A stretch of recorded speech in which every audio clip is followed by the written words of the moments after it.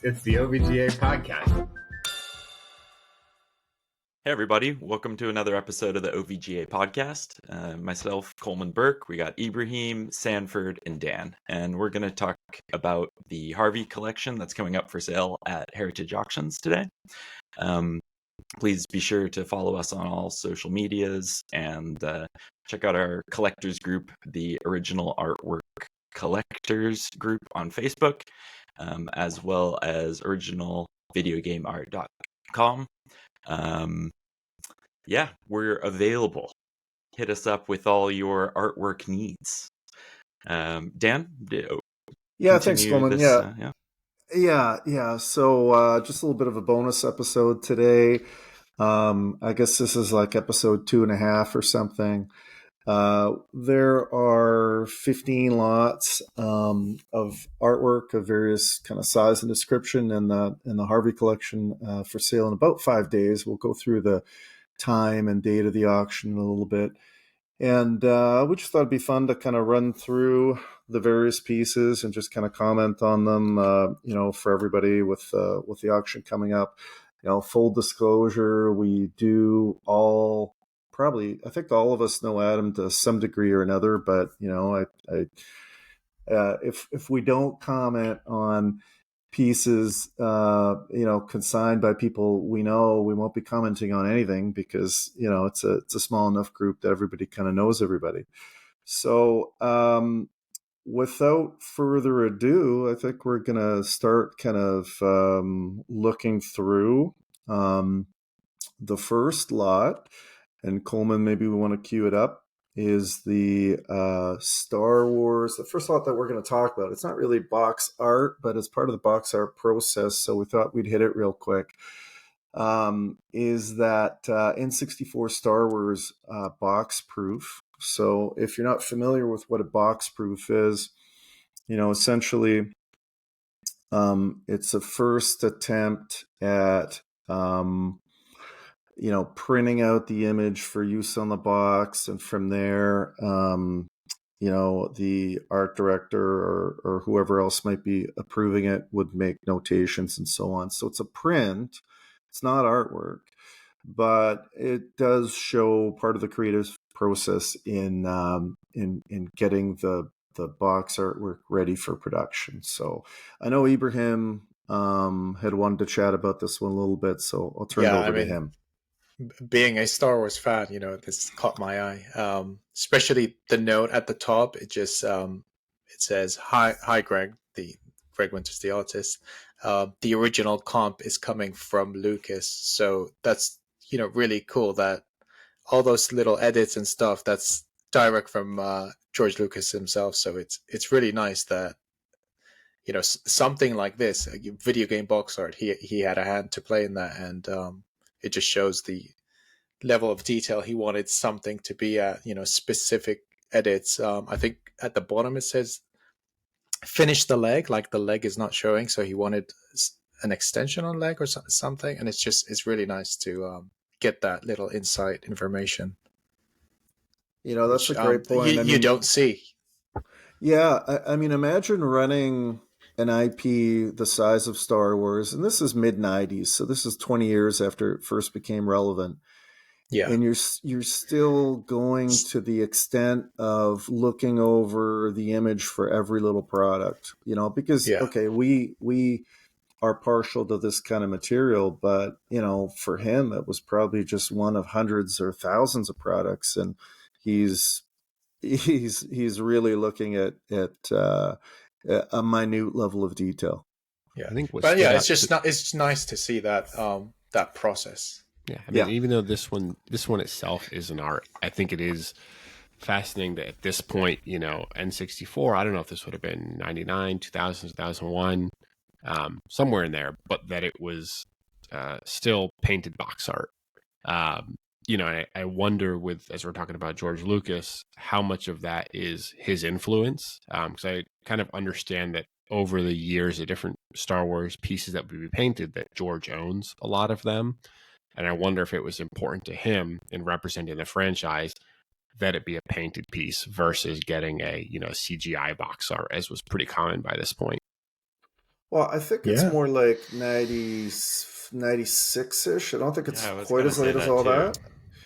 But that being said, your main point is spot on. I mean, he's an art collector himself. He would give the artists that were working on his material very generous buyouts to just purchase the original artwork outright. So a lot of the stuff is with him. But beyond that, I mean, he's got a massive collection of original artwork himself. And as you all may know, he's in the process of putting together that George Lucas Museum of Narrative Art in San Francisco, I believe, Wow. certainly in California.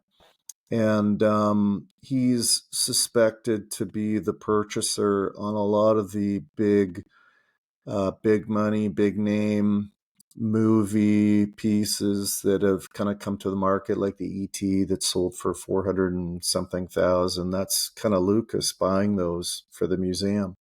So he is a collector himself, very much so. Interesting. Awesome. Well, Coleman, you want to pull up our first lot of original do art it. after this one? Good old Gary Winnick. Here we go. See, So- initially when I saw this, I thought it was tiny until Sanford pointed this out. Yeah, so I mean, it's actually the measurements are written down there. It's 10 by 9 or 9 by 10.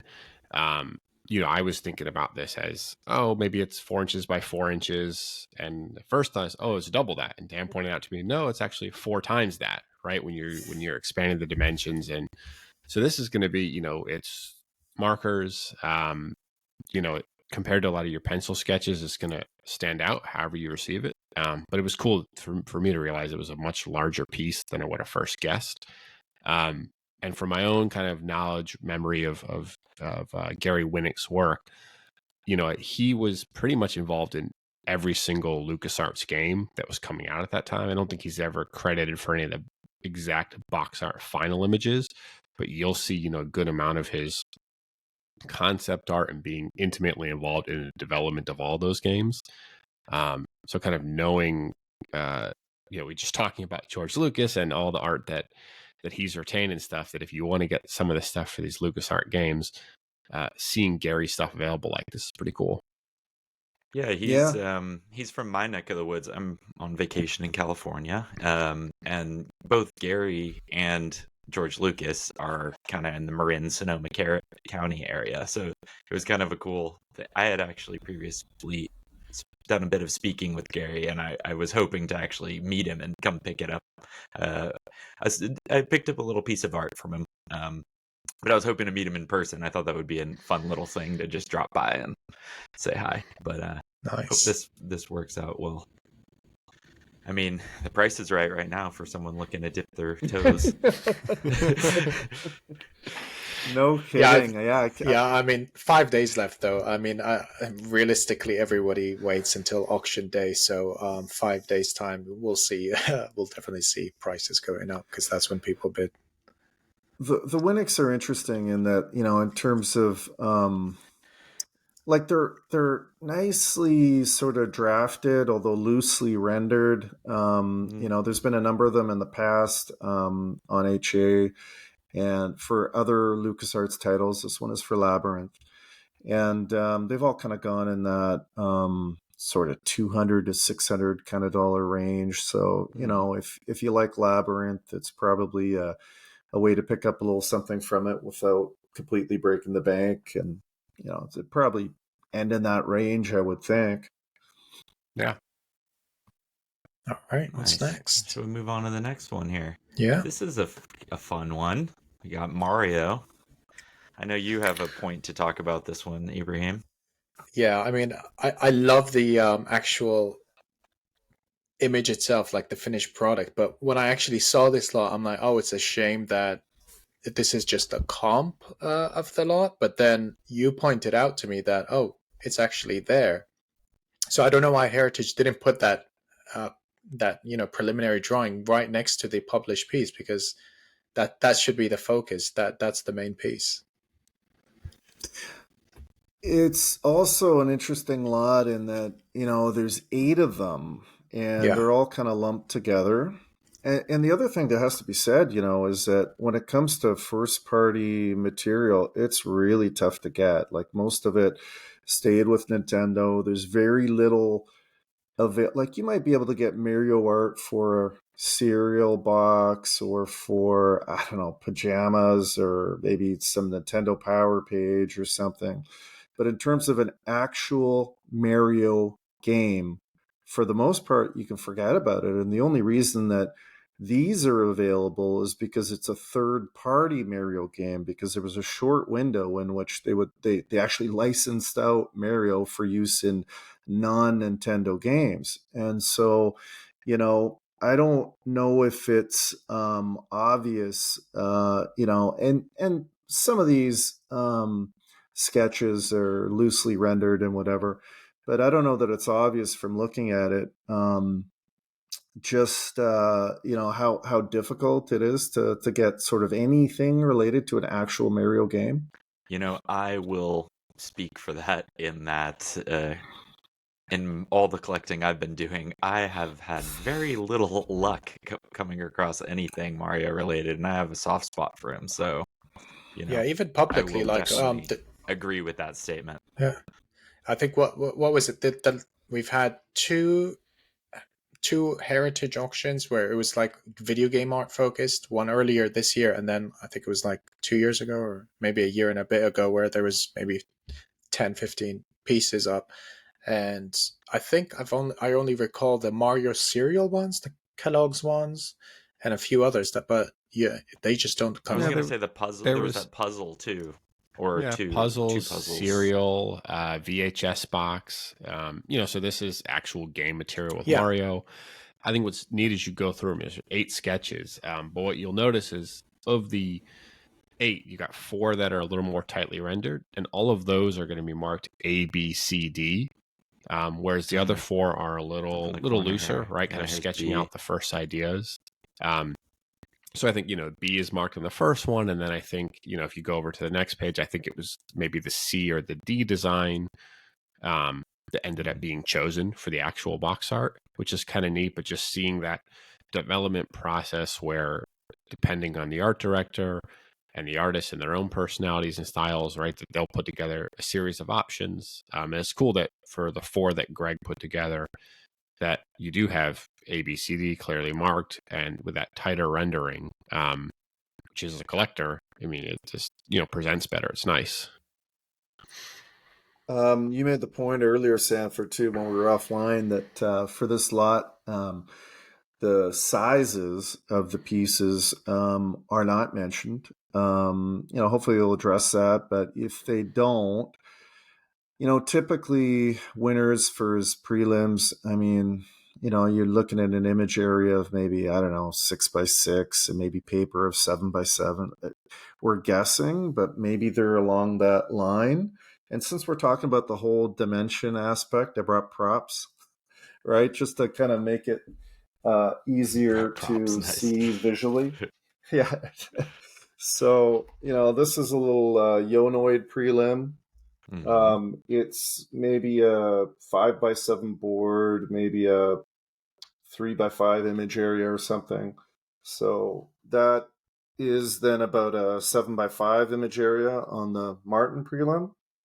So already, even though they're both small, one's quite a bit bigger than the other. But the point I want to make really is that something like the Sonic that is coming up later in the auction is a full-size piece. That's 22x13 image with border like this around to the top and the bottom. Hopefully you guys can see this. Yep.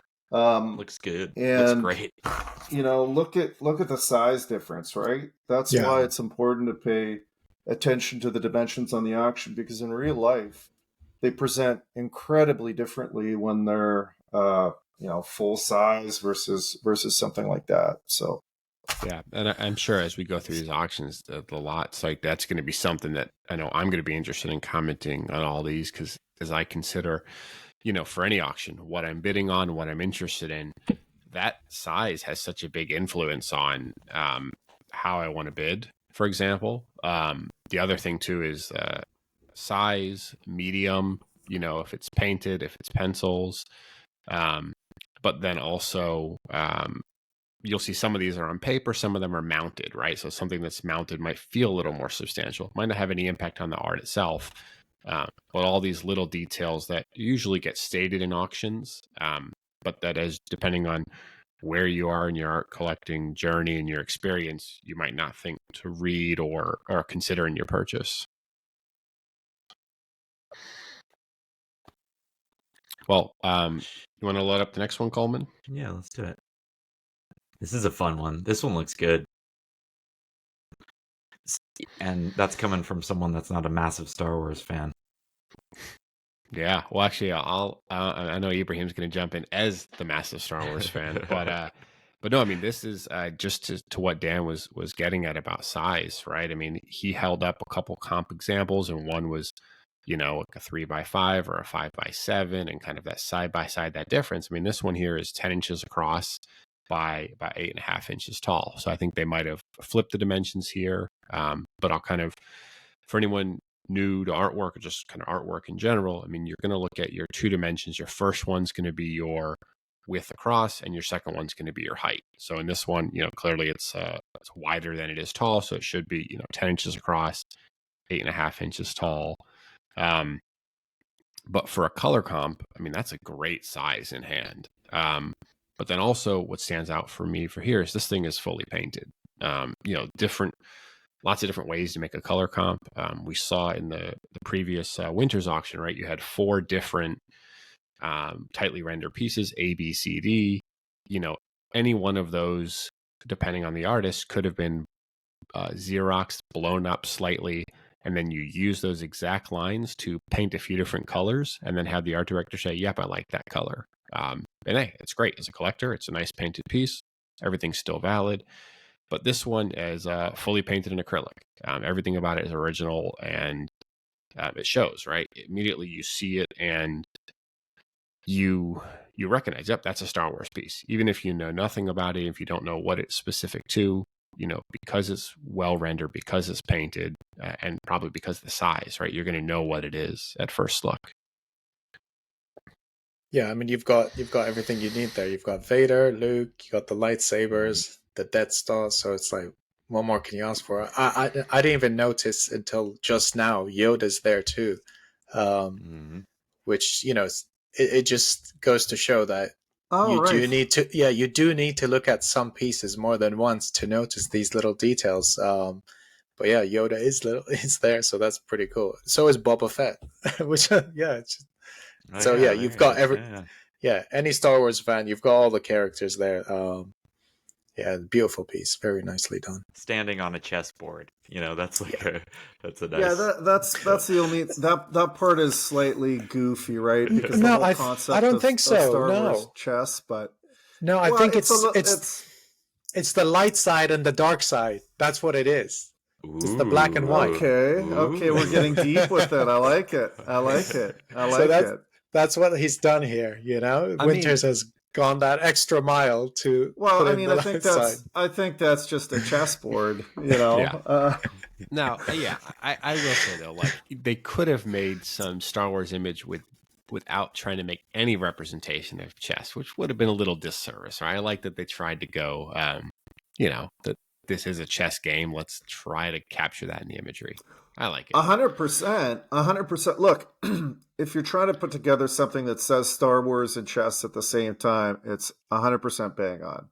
Like Ibrahim said, it's got all the elements. You can see that it's chess. I mean, it's not the final piece, but we've talked about the difficulty in acquiring those. I'm sure, well, I'm 90-something% sure that the final is in George Lucas's vault somewhere. So, what are you going to do? Yeah.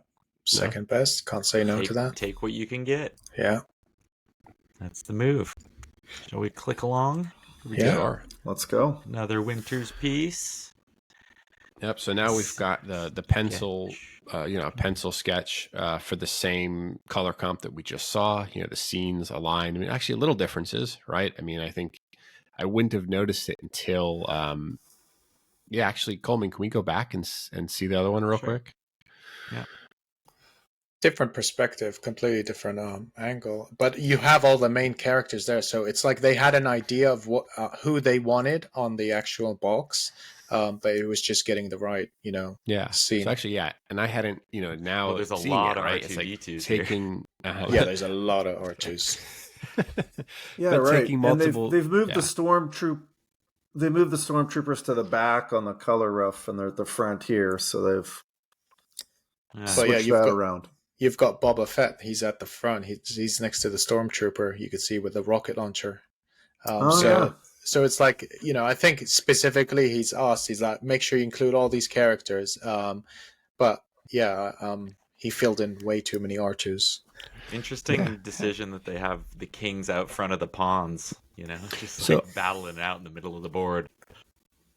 Yeah. Now I wonder. Good point. Now, so it's interesting that you kind of put it that way, Coleman. As interesting decision, right? And I actually, it's probably at this point there probably were very few decisions, right? It was kind of the, hey, we want Vader and Luke facing off in the middle of what'll be a chessboard, and he needs to be surrounded by some characters. Winters, give us 3-4 concepts of how you think we could do that, right? So compared to the past one, we have, which I think would be the design that they selected because you went as far as to paint the color comp for it. You've got Vader, and you no longer see the stormtroopers in front.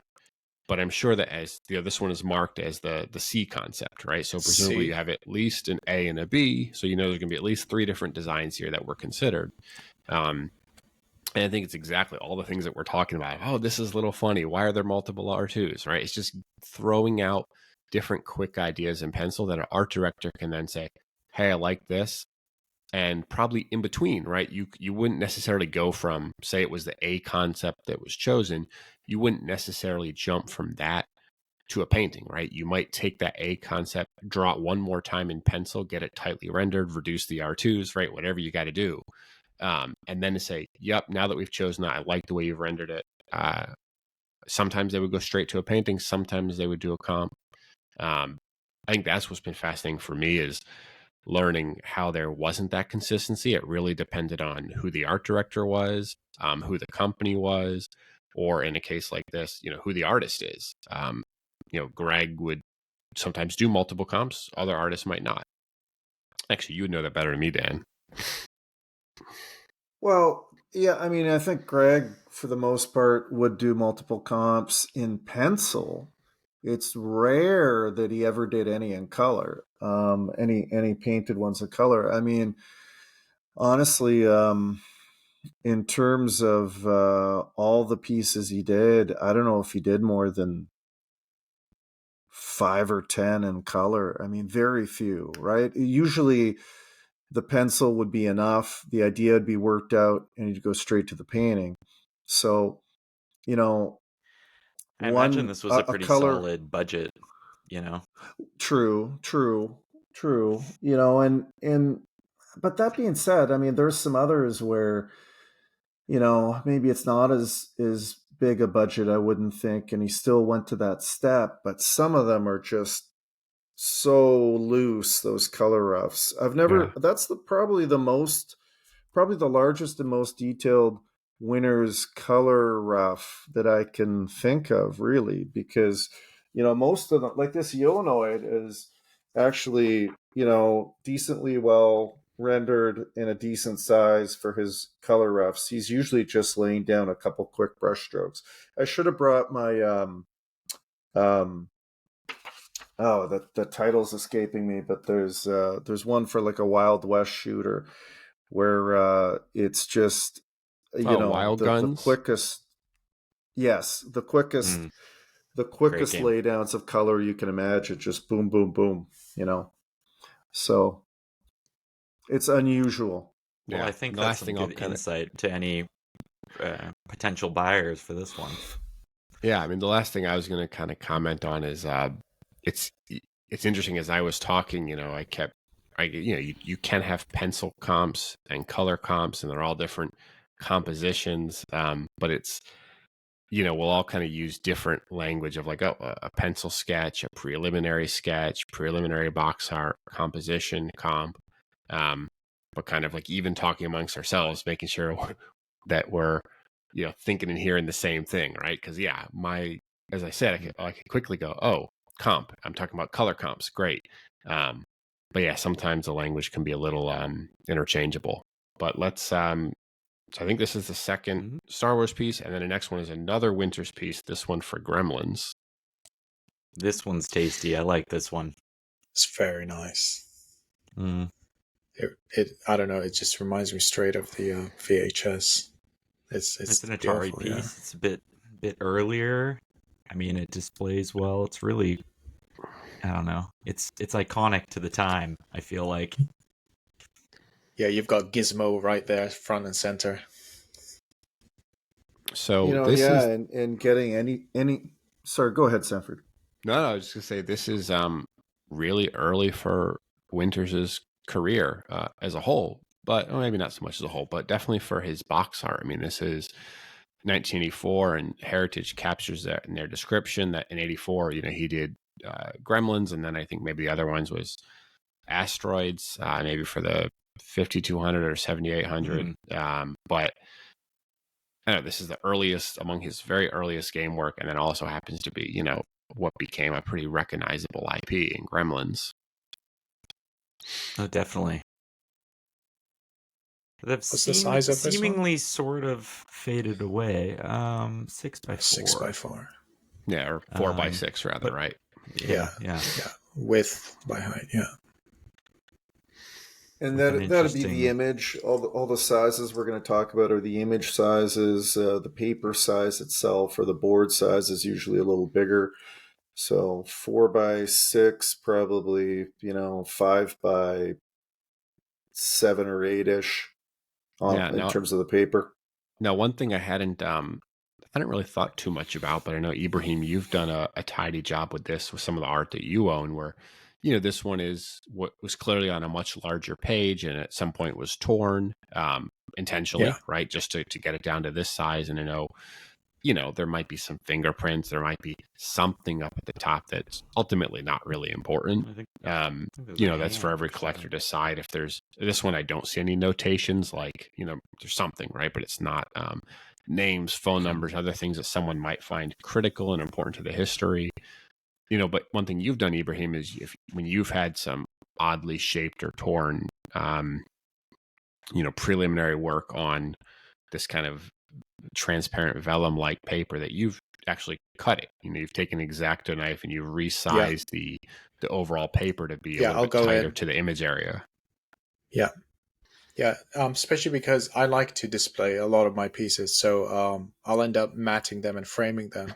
So if, let's say I had this piece, I would trim the top. I'd definitely do that, and then I'd mat it, everything, conservation grade, and I'd end up framing it.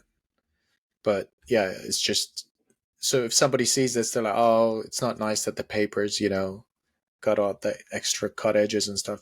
You can trim this up. You could take it to, a professional framer, and they could do this for you also. And it doesn't hurt it at all. Yeah.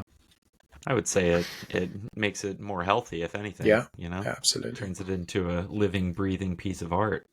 Yeah, as long as Sanford said, there's no annotations or anything like that, then I don't see why you can't do that. Nice. All right, what's next? Ooh, we got He-Man and television.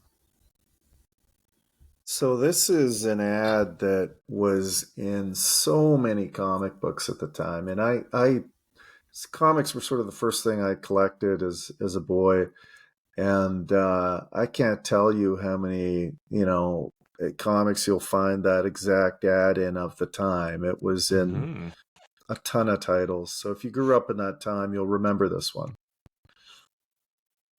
See, that's funny. I had no idea. I mean, it looks very... I'm glad you mentioned that, Dan, because the most interesting thing I would have mentioned, right, was that it had that second piece of paper that's included with it, which, having the equivalent of a certificate of authenticity is not particularly important in original video game art. It's the provenance, knowing who owned it, where it came from, and but it is really neat that this one has a letter signed by Will. He sold it in eBay, 2011, more than a decade ago.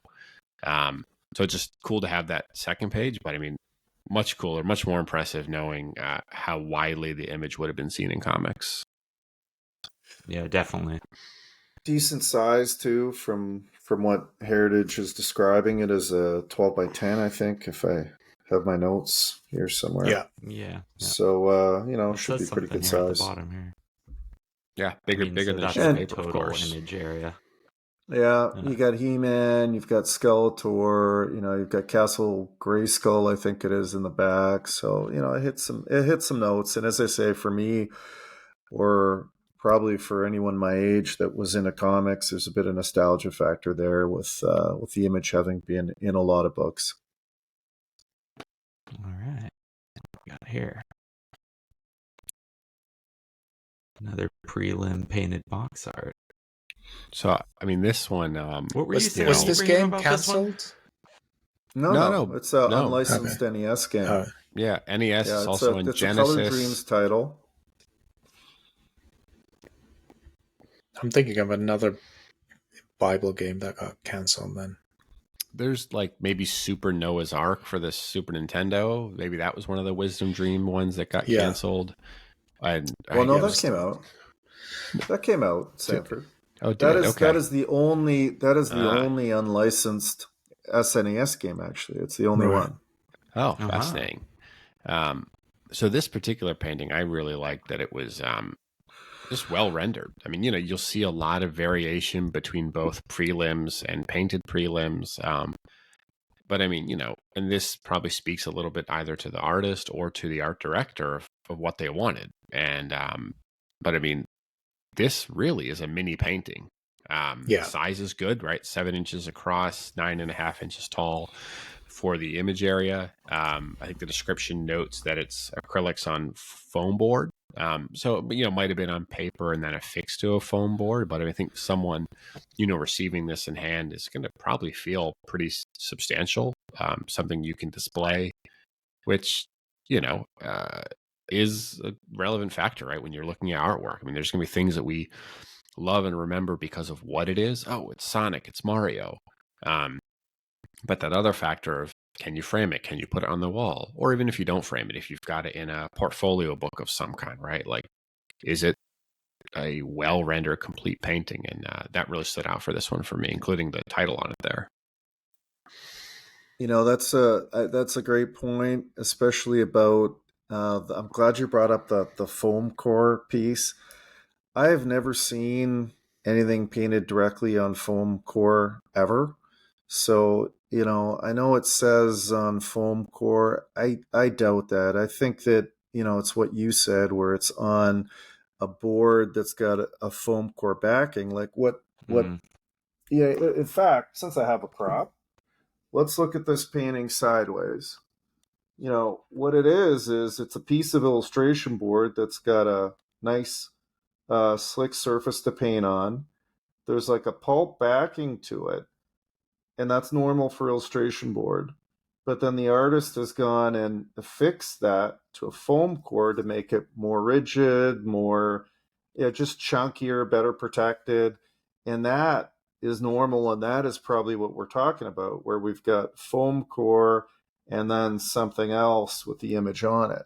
So I don't believe for a second that it's painted on foam core. Yeah, I think where Coleman zoomed in here, I think that's probably, it's on the paper and then it's attached to the foam board. Yeah. Now, the one thing that comes to mind for me is, Mark Erickson as an artist, one thing that he talks about is the presentation aspect of his job as an illustrator. And he's, presenting, whether it's the final painting to the art director for approval or for submission, he described it like doing it like a book.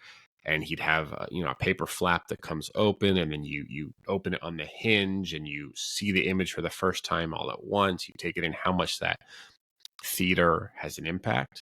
And I'm sure even on a simple level for something like this, assuming it was kind of done by the artist or at that point years ago, was that when they're showing this comp, it's not just here's something on a flimsy paper for you to approve. It's here's a thing for you to look at and display and decide that we want to proceed. Is at least how, I imagine this taking place. That's interesting. I wouldn't have thought of that, but you're probably right in that this is like an in-house artist, I would think, because the Color Dreams art, a lot of it was done by in-house people. So there could have been an ability to actually physically present that, to your point. I think a lot of the times with, Winners or Martin or whatever, showing their comps, it was done by fax so that you wouldn't get that whole theater aspect. But yeah, in this case, that could be. So, I think this Yeah. is a great example of a piece that fits really well for a person. Now, I don't want to make any guesses for what, this will sell for, but, there's definitely a church-going gamer out there, or not, that fits this description and will pay the right amount, whatever that may be. Um, I think it's a great piece of art, and it will find its home somewhere. it will find a home, and it could just be someone that's interested in unlicensed titles too. Like That too. Yeah. I'm thinking of a collector in mind right now that appreciates this kind of material, so maybe he'll bid for it. Exactly. Hey, you never know. That Shawshank Redemption Bible sold for like 400,000 last year. So it's a good category. So you Shawshank never know. Redemption.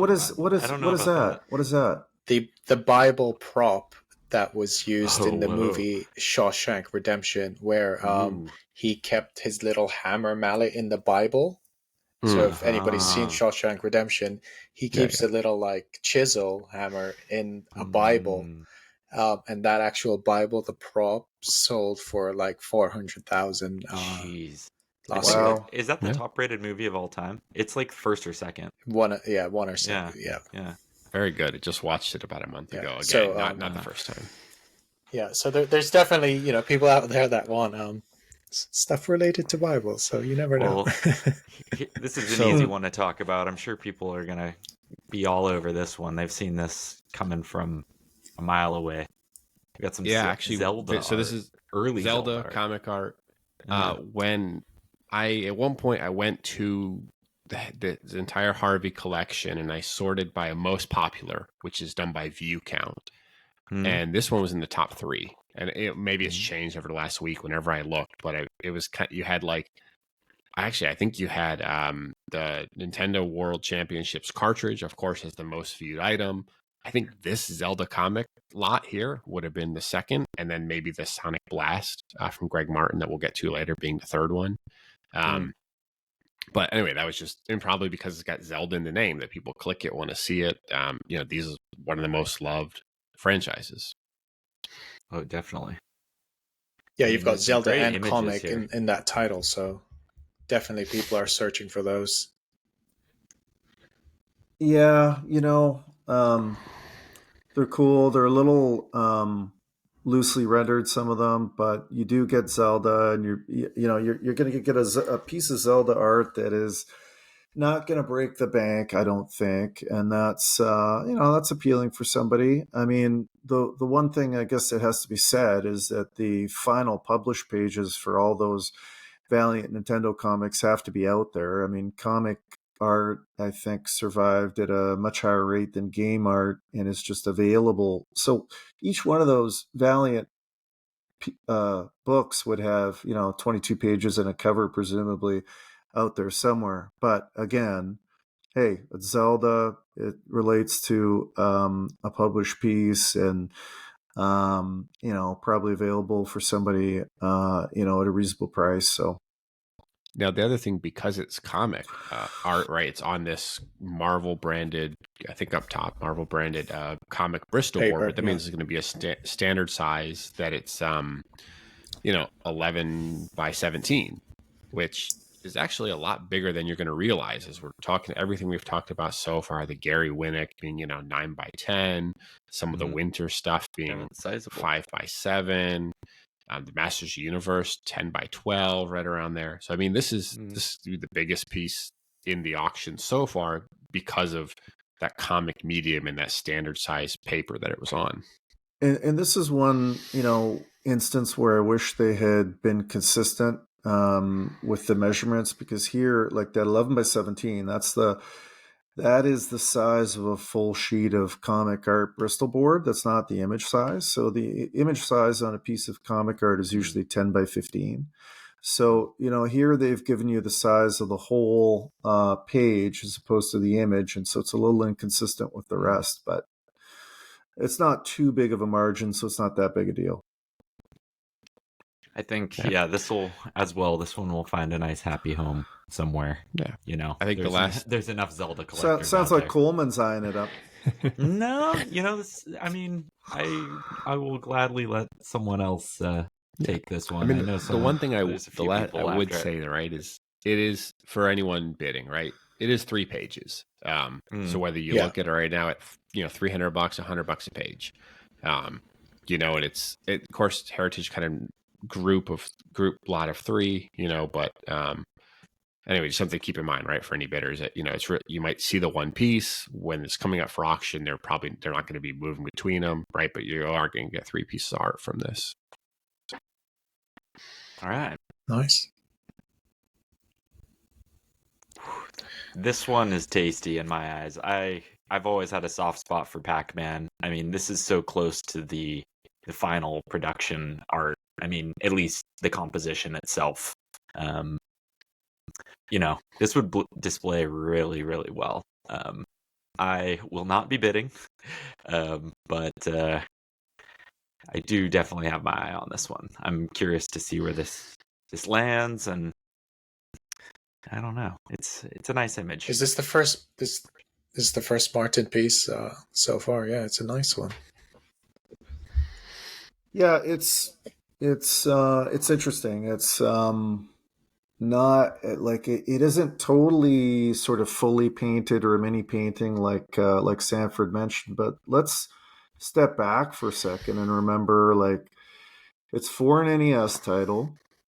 It's for a collectible NES title, the Namco Pac-Man.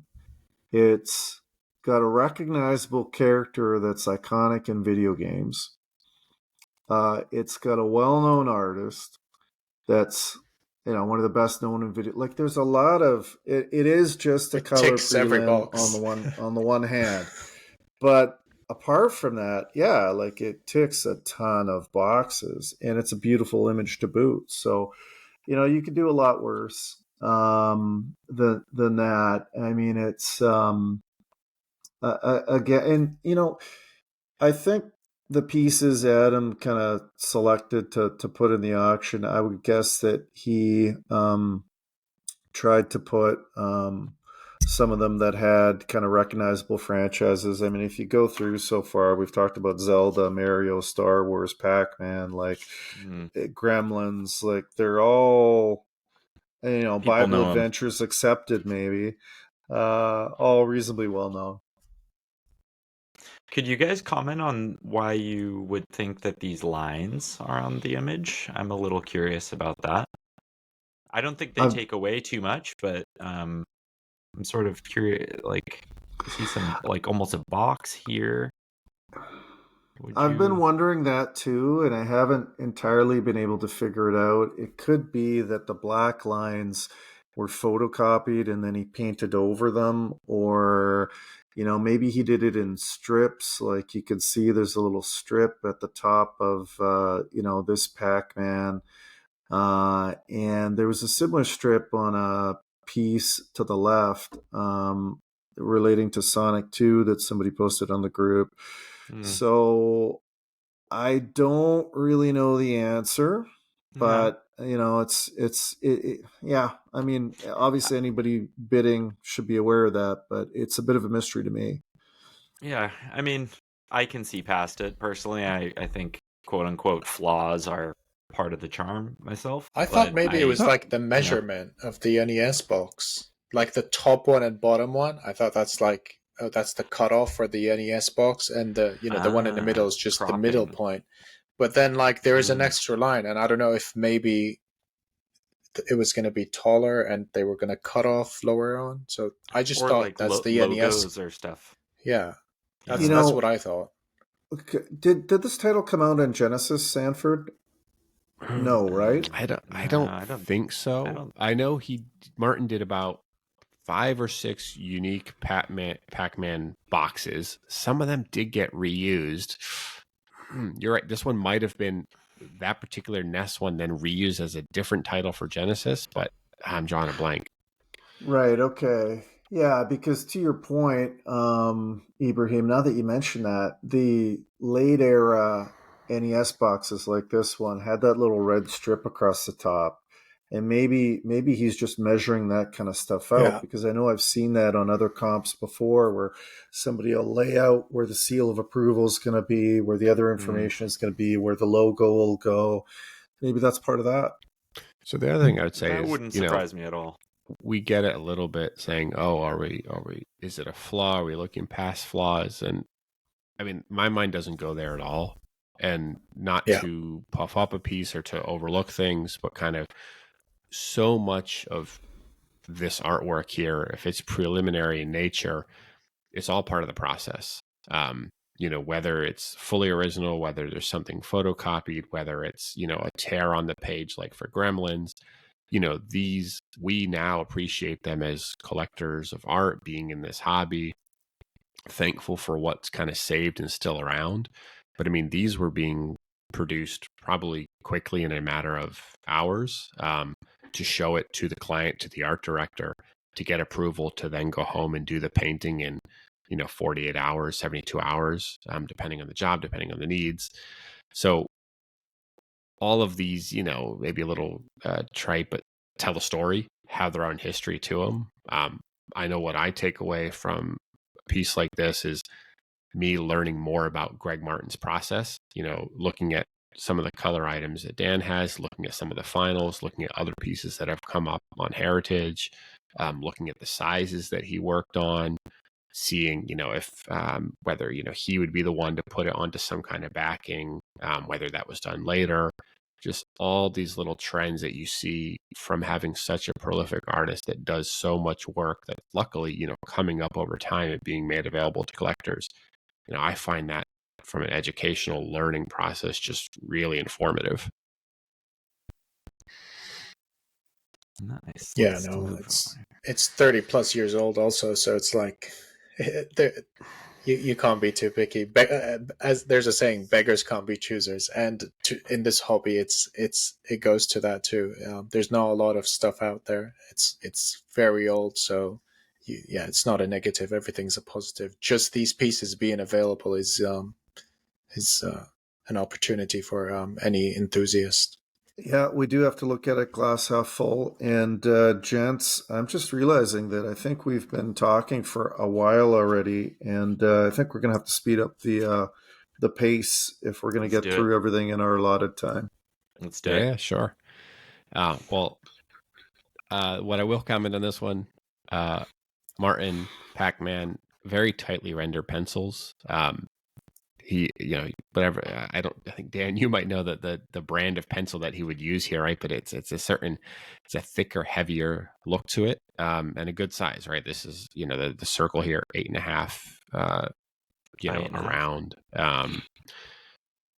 compared to, the color one we just looked at, about 5x7, right? So this is larger on a bigger sheet of paper, but of course pencils, and at this point, kind of an unknown usage. Presumably something Namco Christmas, card or Christmas something. card or something. Yeah, cheerful Pac-Man. I mean, what's not to like? Yeah, nice piece. I really like the way he's reaching out at a Christmas ornament as though it's a power pellet. Yeah. Oh, nice. So there's kind of a duality of the image there. Mm-hmm. Nice. Good eye. And then, well, if we do slide over, to this Kellogg's one here, I'll turn it over to one of you guys. What's not to like? Mario, Link, Yoshi. You've got Samus. Great characters. No wonder people have started bidding on this early on. This is going to do really well, in my opinion. Yeah, this one was beautiful piece. I kind of wrote down some of the numbers here for how many watchers were in each of the pieces. This one's got 51 watchers, whereas the Pac-Man color comp had 52. Coming up in a bit, Sonic Blast is at 52. So this is kind of in that top 3, top 5 in the auction for most people that are watching it, tracking it, potentially interested in it. But it's all those recognizable characters, painted, inks as well for the black lines there, and a good size, right? I'm kind of looking down here at my notes, but about 14 by 16. And then, of course, on a bigger board itself. Is the And I 14 think by for 16 the board or the image? The image is how The it's image, described. okay. Oh, that's a very It's pretty solid big size. then. Yeah. Yeah, that's large. Yeah. And it looks good. And you know? you gotta love the mixed with the Kellogg's, like just the cereal. We've all sat at the table, ate some Kellogg's Frosted Mini Wheats, and just read the box. Like that's such a thing of the past. But I don't know. Well, I loved reading the appreciate boxes. here that Adam has included the actual box and the Heritage has photographed it, and whoever have wins this they? art they'll receive this actual box, and it's credit to Adam for in his vast collection, acquiring it, keeping it with the artwork.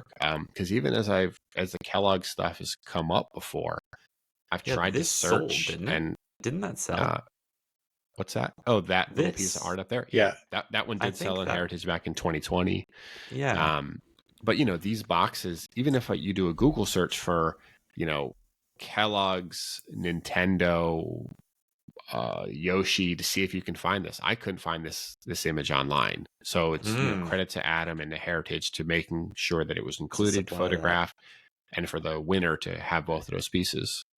Yeah, Nice. I think we've spoken about this before, to have the matching published piece beside whatever, to buy the box or buy the whatever it may be, the puzzle. I think that's the a fun published thing. piece. It's nice. Yeah. Exactly. Yeah. Wing Commander. Yeah, I can think of a specific collector who's probably excited to see this. So, Ooh. 12 by 8. What is there to say? I mean, it's a cockpit view. You see that in a lot of shooters. And Mike Winterbauer, who's known for Solstice on NES, along with some others like one of the Mighty Magic, PC games and whatnot. Yeah, Power Blade. Yeah. Well, he did that's right, Power Blade. Troubleshooter for the Genesis, really well regarded shmup. Yeah. Very close to the final. This Com, which is really nice. Oh, it's got a letter. I didn't on even your see winning that. bid for Wing Commander Color Comp 1992. This is a wonderful piece of gaming history. Sincerely, Yeah, that was Mike on Winterbauer. eBay. That was on eBay at the time. Yeah. 10 years ago. Cool. The other thing here, if you go back to the main image, I think you'll kind of notice, it's on paper. It's described as being in colored pencils, but it's got little corners on there that are affixing this on the paper to something more substantial. Looks a little crooked per se, right? But anyone receiving this can rearrange and play with it for framing and presentation purposes. So, it's on that big board, but it can certainly be changed, and it's a good size, right? We were commenting positively on how impressive that Star Wars color comp was at 10 inches across, 8.5 inches tall. And this one's a tad bigger, right? At, lost it here, but, I think about 12 by 8, right? So even, a bit bigger than that Star Wars one. Regarding the angle here, interesting thing. Like, I'm suddenly curious if he's left-handed. I am left-handed, and it's a thing to rotate so that you aren't smearing over what you're writing on. So the angle kind of almost Maybe we should ask suggests him. he could be left-handed. Yeah, I will say Mike has been a big fan and supporter of originalvideogameart.com. Not a monetary thing, right? But just like he's been very enthusiastic. He's given us, decent quality images of his game work, which we've hosted on there in the gallery, kind of writing up a biography for him. He'll often share a lot of those links on Twitter and Facebook and other things, just because he's so enthusiastic to have his art appreciated years later, and that people are fans of his work. And because of his own efforts, all of his game work is incredibly well credited and documented. Even things down to, like, there's a Sega CD game named Vey, and it has the cover, I think, is the same as the Japanese release. But the CD for Vey for Sega CD is a Mike Winterbauer piece. And those are those smaller kind of pieces that get completely lost to history unless you have an artist like this that's invested in their own history, reputation, name, and their credits. And I've always appreciated about Mike, and certainly his support and interest in original video game art. Yeah, he's been great. Well, here's right. I one think of we're the down to our heavier last pieces. 3 auctions. Yeah, heavier pieces. That's right. So this is the final, the actual final, and then it was just digitally colored. Is that right? Yep. I think it's gone up since last night. I made a note of what they were at, so there's been some bidding over the night. So that's an N64 cover. You know, it's interesting because on the published box, you really just see the chest and arms and the Superman logo, and the head. So it's you really see sort cropped. of a bust image. Yeah, it's really cropped. You don't see the lower part of the body. There we go. Thank you, Coleman. Yeah. So, you know, at first blush, you don't even kind of put it together, and you kind of have to see the published box to kind of associate the two together. But I will say that N64 art in general, I think we've talked about it before. Hard to come small, by. Small library. Some of it's digital. Good chunk is digital. Hard to get anything for them. There's only 4 or 5 known N64 finals. You know, in terms of pros, I'd say, you know, it's a lovely drawing. In terms of cons, there's no background. You know, it's a little bit of a, you know, just the figure, white background, which I prefer it when there's a more detailed background. But you know, at the end of the day, you're getting an N64 cover.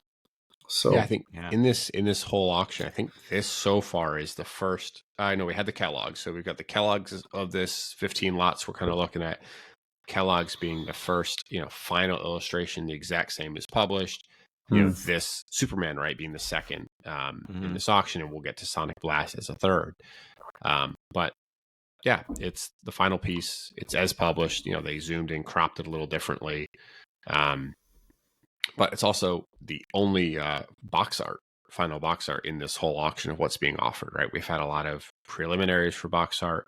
We've got some kind of peripheral pieces like the Kellogg's or the, you know, Sonic Blast being an LCD art, also final. But among box art, I'm glad that Adam included this one, and it really gives the whole auction quite a good bit of variety for anyone looking to get a piece. Yeah, definitely. And you know, also just it's Superman.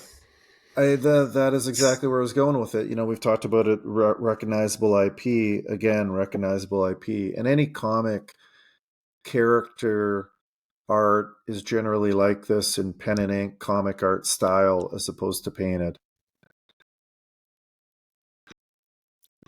What's next? There we go. Desert Demolition starred Roadrunner and Wile E. Coyote. Preliminary box art. Ooh. Yeah. Color piece. In fact, you know, it's funny about this one. It's the same, for context, right? It's the same size as that Superman we just pulled up. Superman's kind of image area, right? It's about 6.5 by 9. So is this. So kind of about this standard size for color comps. You know, Sega title, box art. Pops a bit more because of the color, but yeah, you know, win some, you lose some. We talked about, you know, recognizable IP and everything too, and this is one as well. And it just, I don't know about you guys, but when I see those two characters, I just smile a little bit because I think back to Saturday mornings, and you know, yeah, just he got his ass kicked every time, that Coyote. Like there's always a boulder falling on him or a tank dropping on his head or something, right? He never wins. Did he ever get him? He never got him. I don't believe so. I don't believe so. Through. I think in Family Guy he gets him. Like they did one little clip where he actually gets him. Finally gets him. What's funny, I don't know if it was Family Guy or Simpsons. They had a gag that, you know, the voice actor for the Roadrunner saying "meep meep." That the gag was that they only paid him to say "meep" once, and then they just copied it and repeated it twice. Which I'm sure is not true, but you know, from a Family Guy, Simpsons kind of perspective. That's what I think of when I see Roadrunner. Yeah, no, nice piece, beautiful piece. This one will definitely get a lot of bidders towards the end. I'm sure those are Acme brand roller skates or jet powered roller skates. It came in a big box, big crate, I'm sure, Yeah, that's fun. Awesome. All right, now And this one's we're hard not to coming love. to the biggest. I'll piece leave of it the to you, auction. Sanford. It's all yours. No, I'm mostly going to say, look, I mean, this is. We've talked about sizes all auction long. Dan held up a final piece from Greg Martin, and I mean this is 13.5 by 22.75. Right, this is the most substantial piece in the auction in multiple ways. Right, being Sonic, being fully painted, being from Greg Martin. I happen to really like that it happens to be signed by Greg Martin because, depending on when it left his possession and things like that, not everything would be signed. But this is just a really substantial piece in every possible way. It's not box art, but in just ticking those things off, visually appealing. But I'm excited. I mean, just the variety in the auction. I'm really excited about this one. We were talking The about more I look at astronaut this, the glass more I bubble. like I it. think that's fun. Yeah, which I didn't notice the first time seeing it. I didn't notice. Sonic actually has like a astronaut helmet on. But yeah, it's nice. I dig the way you'll see this anytime Greg rendered space. He would do that sort of wispy nebula in a color behind, and so that's kind of a hallmark of one of his. But yeah, you've got Sonic, you've got Robotnik there. So it's a nice piece. It's not a console cover, but it is the published box art on a minor what is it like a LCD game or something like that. Sega Pocket Arcade. Yeah. So hey, I mean, published final Greg Martin Sonic. There is a lot to like about it, and I think for good reason. It's the most expensive lot so far. Got a couple bids overnight too to 2,600 plus juice, so a little over $3,000 with about 5 days left as we're recording this episode. Probably by the time we publish this episode, there'll be 2 or 3 days left to the auction. It's on September 7th, I believe. So, everybody keep in mind when we're talking about days out, we're talking as we record this. Yeah, so this is, I think that the auction is at 7 p.m. Central, so I think that would make it 8 p.m. Eastern on a Thursday evening. Same day as the first NFL game of the season, which I guess I'm I know I'll be at this auction, but I'll have the the game in the background. It's interesting insight about you. I had no idea, but now I know. Let's see. Here we go. Are we on the final one after this? I think there's 2 more. Oh no, this is the final one, isn't it? You're right. It's the final one, yeah. And again, the price is right so far. Hey. Yeah. So I think, Dan, you were talking a little bit earlier about Greg Winters and his color comps, and you were giving an example of Wild Guns Ring just being a stroke of a color here, a stroke of a color there, just to give the visual to it. I think that's exactly what this Eternal Champions one is, right? You've kind of got, and I don't remember the names of each of the characters, right? But you've got the guy in all green there, and if you look at the final, you immediately recognize what it is. But he's just a quick dash of color here, getting the background thing just to really loosely just lay out what it would look like. And it's small too. Right. And I think imagine yourself doing that. I mean, I couldn't make it look even nowhere close to this good with just some scribbles and a couple splashes of paint, this looks presentable. Yeah, I mean, it's a difference between someone who knows what they're doing and someone who doesn't, right? I mean, our choices would never be that good, and even though he's just laying it down real quick, you can see that there's very little effort there, but you can still see that there's skill in the choices made. Yeah, completely. I mean, I think and I know we've talked about size a lot. I certainly have in the context of this auction, and this one's smaller, but you see exactly why, right? The goal was just to get it down quickly, capture the colors, capture the idea. And if, I don't know, if this is 20 minutes, half an hour, an hour, actually I have no idea what a quick rendering like this would take. But if the goal is to turn around quickly, if you're doing something that's 3 inches by 4.5 inches for the image area, you can do that more quickly. If you're trying to do the same thing on an 8 by 10, it's going to take you substantially longer to turn around the quick product, which if the final product is that painted piece, doesn't really matter what the sizes of the prelims are, because you're just trying to get the idea down with enough detail, depending on the client, to get permission to move to the final. To your point, you're not getting paid for the prelims.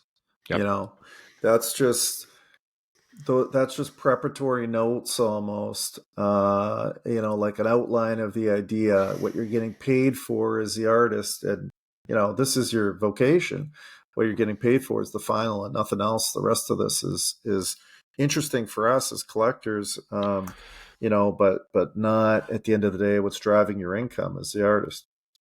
Now, I think what I really like about this, you know, I'm a big Sega guy, but this color comp is done by Greg Winters. This same composition, the final box art for the Sega Genesis, was painted by Julie Bell. Mick McGinty also did a rendering with the same layout that at least got used for a Sega Visions magazine cover. I presume that one would have been considered for the box art at one point. I think there's at least, you know, maybe one or two other artists that also did renderings with this composition. Wow. I think the composition would have originated with Greg Winters. I'm not sure. But just seeing those little bits of history, how depending on the studio or how the work was being contracted or own availability, right? Like if Greg did this layout, but then they said, oh, we want a Boris Julie Bell final look to it. We want a certain aesthetic, right? So you take someone experienced that you trust to do a rendering of it, but that you might ultimately go in a different direction, building on that work that, you know, has already been paid for.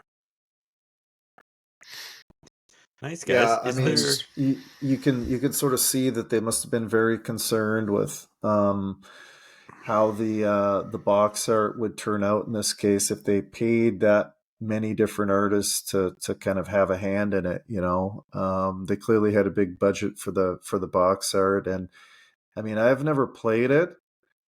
What I've heard is that it maybe wasn't the best title. So, you know, it makes you wonder, like, were they concerned about the game's success because maybe it wasn't developed that well, so they went heavier on the box art budget? You know, that's all totally speculation, but clearly they were not afraid to spend a few bucks on it.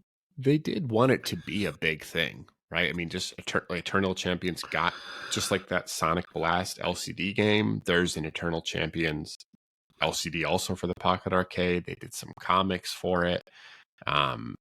You know, they really tried to, you know, the comics being, you know, some of the UK stuff. I think Sonic the Comic would have Eternal Champions little side mini stories and stuff. And I think Sega really wanted it to be a big thing, but, you know, the success of a game is usually going to be right on the core of the gameplay, which, you know, maybe didn't live up to Sega's hopes. Well, I pulled up this page because I think it would be foolish not to mention the Nintendo World Championships 1990 Gray. I don't know how many more items we want to go past the art, but I feel we shouldn't ignore that, if anything. Yeah, that's going to be a headline piece of the auction. You know, so it's a beautiful piece. Watt at 8.0 grade, so it's probably up there with one of the best. Usually you see these, they're battered, you know, these were used in the competition. It's not like these came sealed or anything, so to get this in a Watt at 8.0 grade is it's significant. I know one thing Adam has told me about it in the past that he didn't love about the way that they grade these is that a lot of them have modeling from the glue residue. So the labels will show that modeling is the best word I can come up with for it with the glue, and they don't count that as a defect on other copies because I guess they consider that just the way they were manufactured. Part of production. But I know his copy, he's said, and if we zoom in, doesn't really have that mottling. So I think, there's 8 O's, and then this could also potentially be like a lot nicer kind of presenting than something else in the same grade. So I know he was happy with this at the time that he purchased it. And, it is, if you look at the label, that's a lot cleaner than most NWC labels. Now, definitely. That's 5.0, really clean. yeah, there were a couple 5.0s that sold earlier in the year. I think they sold around 50, 60,000, something like that. People can look it up. So it's kind of interesting to speculate, where this will end up. I don't really follow the NWC market. I've never, been a huge fan of NWC, but I know a lot of people are. And, if it went for 50 or 60, what will we see this end at? I mean, surely more. It's already, close to 50. I guess we'll see. I mean, it's a funny time in the market too, with cash being tighter for everybody and so on. So I don't know if you guys have guesses as to where it'll end up or what. I have no clue, but I couldn't. Yeah.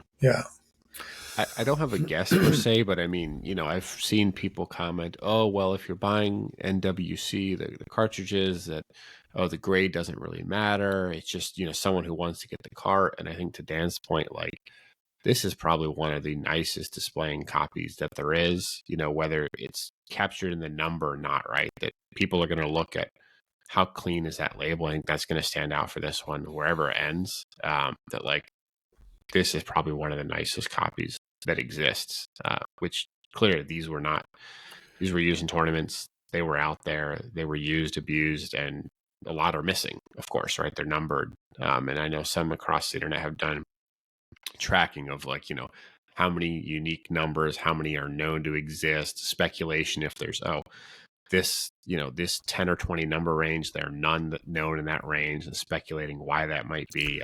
It's really fascinating. Nice. Coleman, could you go on the main page just so we see the auction end dates and just deals before we wrap up?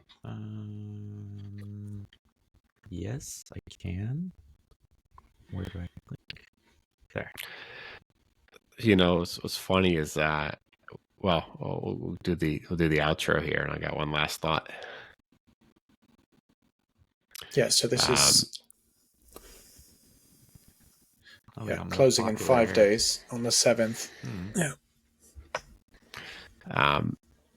So the last kind of thought for me is, I think all of us talking ahead of time say, yeah, okay, well, 20, 30 minutes, maybe 45 minutes, we'll run through these, it's 15 lots, won't spend that much time. And I think we all like talking together. I think we all enjoyed it going through it. But I mean, even as much as we chatted a little bit ahead of time, I think the things that got brought up in the conversation is, not at all kind of planned, right? It was just like each of us hearing each other and, like, our own separate insights on a piece, its size, its background, its medium, its significance, the artist, that there's a lot of fun in this hobby at all different ranges. And I'm happy that we're getting together and talking about this. And I'm happy to see, people that are joining the hobby take interest and want to learn about this artwork. Because I know it's been, just the research and learning is just as much where I draw the pleasure from acquiring the art itself, of course.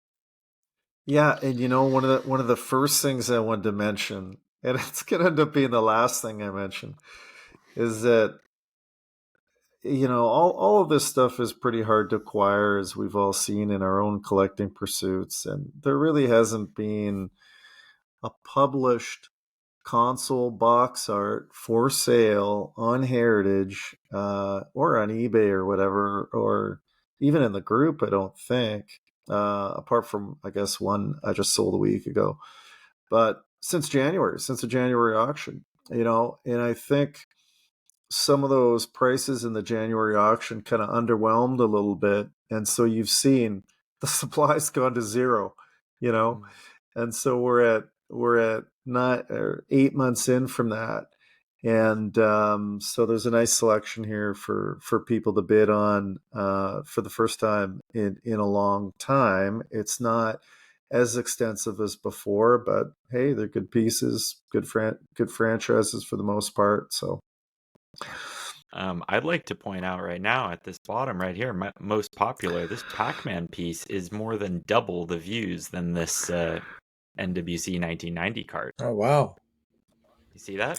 2,462 against 1,121. And then you can see these as well, which I also find interesting. But the most popular seems, I mean, maybe it's not by trackers, but views count. They count for something. You know, it's interesting. I wonder if somebody somewhere has linked that, and so, you know, when people jump on that link, it takes them there, or if there's something else going. Because you're right, that is just like miles ahead of everything else. Yeah, that's hey, we got we'll see in 5 days. It seems. Yeah. I think NWC is going to be the top dog on price, but absolutely. Hey, no question. No question. No question. Yeah. Well, hey, it's been fun, guys, and I know I'm sure we'll get together sometime after this to talk about the results and anything else. But all right, I'll see you guys. Yeah. Thanks, everyone. Hope you enjoyed bonus episode 2.5, and look for us on the Facebook group, Original Video Game Art Collectors, and on the website and everywhere else. Take care. See you guys. Bye.